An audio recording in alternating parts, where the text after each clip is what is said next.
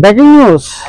প্রিয় বাংলাদেশ, লেবানন প্রবাসীরা এবং সিলুডিয়া যত ভাই বাদাররা আছেন, এই আবু তাহেরে কারিমা নামে একটি মেয়ে তার যা টাকা পয়সা নিয়া খাইছে তার সাথে বিয়া বইবুকে প্রলোভন দেখায়া কোটি কোটি টাকা নিয়ে গেছে ছেলেটার থেকে।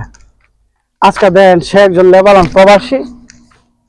আমার ফোনের উপর ফোন দিয়া ভাই জ্বালাইতেছে, ভাই আমার একটা ভিডিও করে দেন, কারিমা আমার থেকে লক্ষ লক্ষ টাকা নিয়ে গেছে, কিন্তু সে আমার পিছনে কোরআন মারছে। চিন্তা করে দেখেন, আমি একজন প্রবাসী মানুষ, একজন প্রবাসীর দুঃখ বুঝি, তাই বাইরের ফোনের যন্ত্রণা থাকতে পারলাম না।